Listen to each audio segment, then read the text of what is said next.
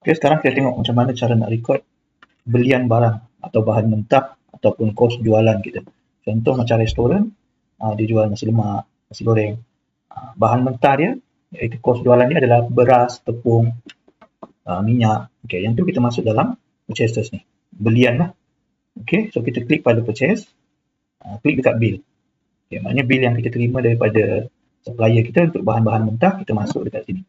Okay, so kita klik pada bill, kemudian kita klik new. Okay, so kita boleh pilih lah payment mode ni. Okay, kredit ni adalah belian secara hutang lah. Kita beli barang dari supplier, bayar hutang, bayar kemudian atau bayar sikit-sikit. Cash purchase ni maknanya kita beli, kita terus bayar, tak ada hutang-hutang. Expense claim ni pula macam staff beli, dia claim kemudian.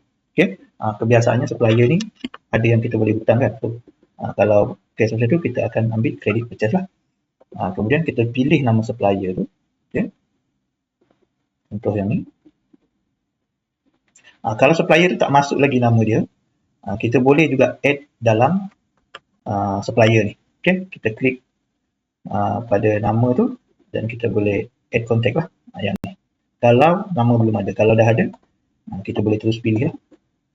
Okay, kat mana nak add, kita boleh add dekat contact. Okay, lepas dah pilih supplier, kita scroll ke bawah, dekat bahagian item.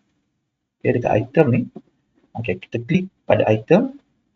So, kita boleh pilih barang yang kita beli dari supplier. Okay, kalau ada 5 item, kita add 5 kali lah. Okay, account ni, account ni biasanya kalau kos jualan, kita akan masuk dalam cost of sales. Kos jualan lah, barang yang kita jual semula. Ataupun bahan-bahan mentah. Okay, so kita boleh tambah lagi item lain. Okay,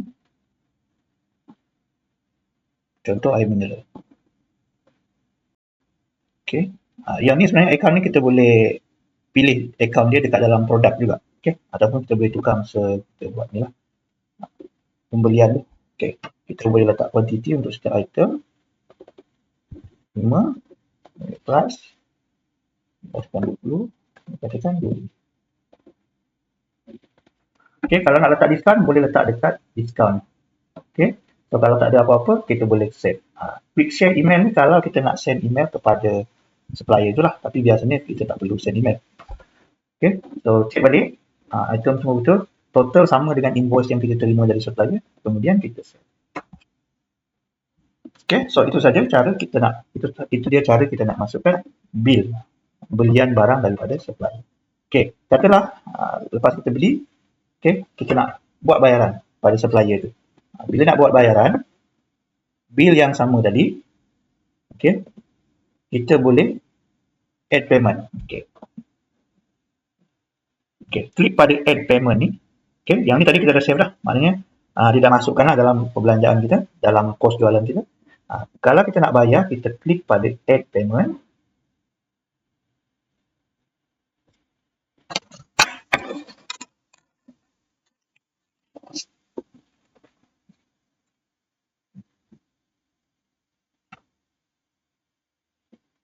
Okey, kemudian kita pilih bayaran melalui apa. Katakan bank transfer. So, bila bank transfer, kita pilih account bank lah, bank account. Kalau cash, cash on hand. Sebanyak 110. Kita klik 110. Kalau RM1, kita letak RM50 saja. So, dia akan ada balance RM60 lah. Okey, tak perlu share email. Kemudian kita klik save.